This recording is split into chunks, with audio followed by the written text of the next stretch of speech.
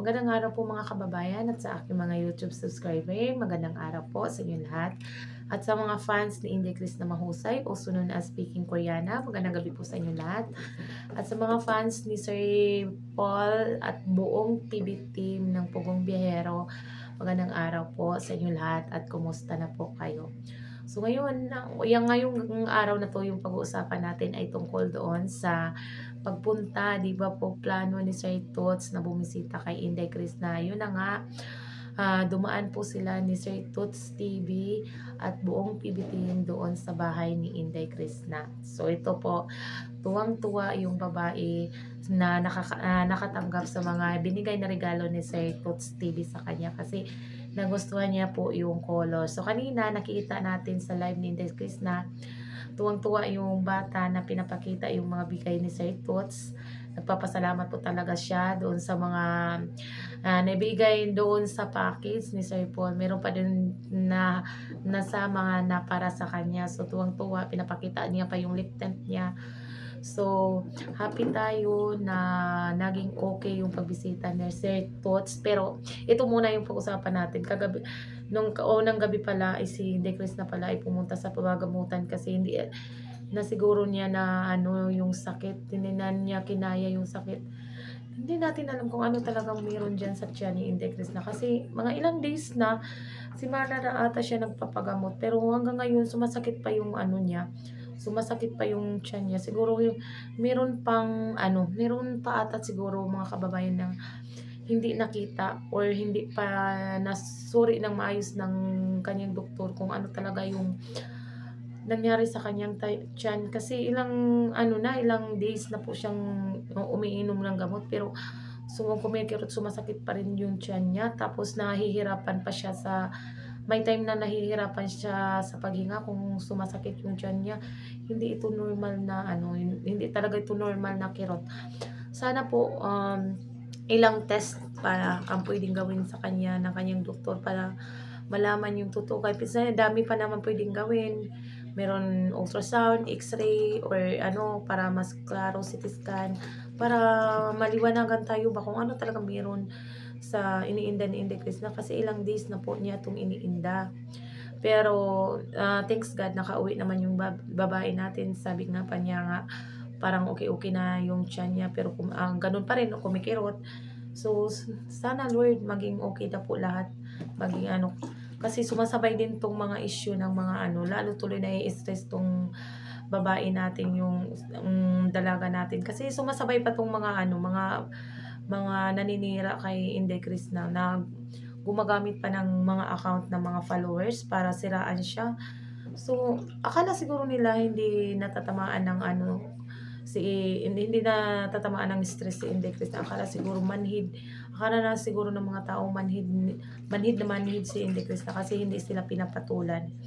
So ano, so mga taong gumagawa ng mga ganoon, tumigil na po kayo kasi maawa na po kayo sa ano, sa bata kasi nagkakasakit na nga yung babae tapos ito pa yung ang ginagawa niyo. Kilalang-kilala pa naman kayo ni Inday Krishna kasi yung pagkaano doon sa comment, kilalang-kilala niya si Inday Krishna. Bakit, ayan yung tanong ni Inday Krishna, bakit niya kilala kung hindi hindi yung mga taong na nakapunta sa bahay nila, sabi nga po niya. So, ito yun, yung mga taong ganyan is mga inggitera po talaga na walang magawa sa buhay. Ayaw nilang umasinso si Krishna, ayaw nilang maging successful yung bata. Gusto nila pababain ang pababain. Ito na nga, nagkakasakit na nga sa paniniguro na makakagawa ng vlog para sa kanyang pamilya, gumagawa ng mga anong trabaho para lang maayos yung farm na ginagawa niya. Kahit nahihirapan siya, tumutulong pa rin siya, pumupunta pa rin siya doon. Pero itong mga taong to, walang magawa, panira na ng panira, mga inggitera na wala namang magawa sa buhay. Sana yung mga paninira na ginawa niyo, babalik din yan sa inyo.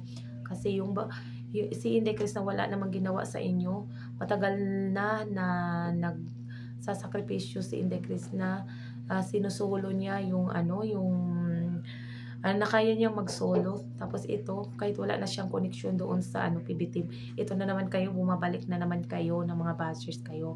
Hindi kayo tumigil. Ano bang ginawa ni Inday Chris na para kayo ay magalit ng husto? Ayaw niyo siguro talagang tantanan yung bata. Siguro hintayin yung si Inday Chris na mismo ang babalik sa inyo. Kasi hinahayaan lang kayo, kaya kayo na ano, na sasanay sa kahit ano lang yung mga sinasabi, kasi hindi kayo pinapatulan kasi ayaw ng gulo ng dalaga. Pero sumusobra na po kayo, nakakasakit na nga yung tao, gumagawa pa rin kayo ng mga ano. Sana yung mga sinasabi nyo ay babalik sa inyo. Kasi hindi mabuti yung maninira ka ng maninira, mga inggiterang walang magawa sa buhay. Mga inggitera talaga, kasi hindi nila tanggap na umaangat na yung bata na nagsasakripisyo para sa kanyang sa kanyang pamilya para maiahon sa kahirapan. Ano ba kasing ginawa ni De Chris na hindi niyo gusto? Hindi na nga 'to gumagala sa ano, sa mga barkada doon sa bayan. Pag pumupunta siya sa bayan, mayroon siyang bibilhin kahit masakit yung tiyan niya para lang masurpresa yung papa niya. Bumili siya ng mga pagkain para meron siyang maibigay sa Father's Day. Tapos ito pa yung igaganti nyo. Mga ano kayo, wag na lang kayong manood kung yan po yung mga sinasasabi nyo. Kahit kaninong vlog kayo nagko-comment, hindi kayo ano, wala kayong pinipili mga supporters ni Inde Chris na tinitira nyo pa. So, nako, tumahimik na lang kayo kasi masaya na yung bata sa piling ng kanyang mga magulang.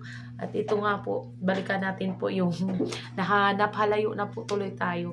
So, babalikan natin yung kay Sir Toots doon sa pagpunta niya kay Inday Chris na. Ito nga po, sabi ng karamihan, sabi ni Sir Toots sa ano niya, sa vlog niya, na madaming nag-comment na sinabi na isang traitor si Sir Toots TV. Bakit kaya sasabi na ano, traitor si Sir Toots? Traitor si Sir Toots kasi akala nila kumakampi si Sir Toots kay Chris na.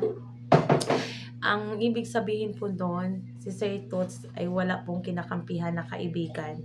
Alam niya yung totoong nangyari. Alam niya kung ano ang kahihinatnan kung meron siyang papanigan. Alam natin na mabuti talaga yung puso ni Sir Toots kasi ayaw niya na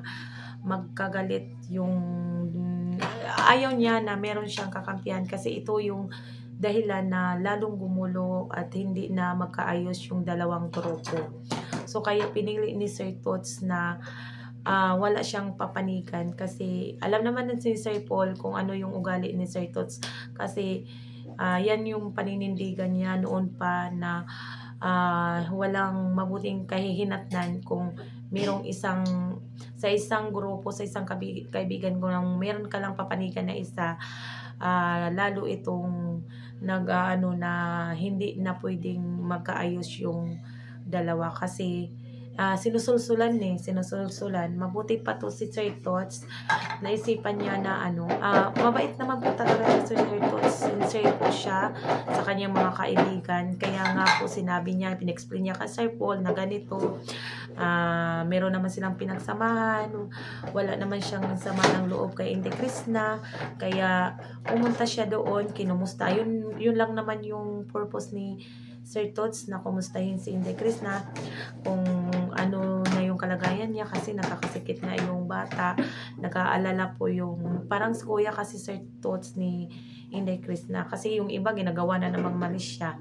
So yung pagkakuya ni Sir Tots kay Chris na, ginamit niya para puntahan to, tapos kausapin kung sinabihan pa nga siya ni Inday Chris na mag-vlog siya. Okay lang naman kung mag-vlog si Sir Tots, pero sinabi ni Sir Tots okay lang na hindi siya mag-vlog, kasi yung sadya niya talaga doon sa bahay ni Inday Chris na is kumustahin po yung kalagayan niya, kasama yung mabuti na lang sumama sila Sir Paul, tapos yung mga PB team. Okay naman daw yung pagtanggap. So okay naman talaga yung pagtanggap nila ni Inday Chris na kay Sir Paul dati, wala namang issue. Mabait naman 'tong mga uncle, lola ni Inday Chris na. Kaya happy si Sir Tots na nagkausap sila ng maayos. Tapos na-explain niya na kumusta niya.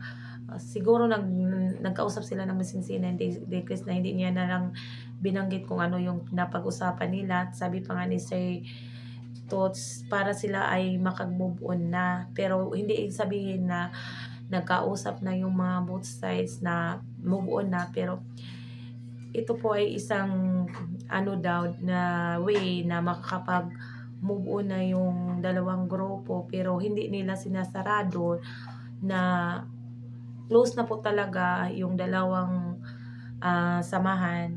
O meron pang okay lang daw mag-move on, pero may chance pa na open pa yung door na pwede maging maayos yung dalawa. Kaya yan po yung mga sinasabi ni Sir Tots doon na ngayon nakapag-usap na sila, pwede na silang move on sa isa't isa.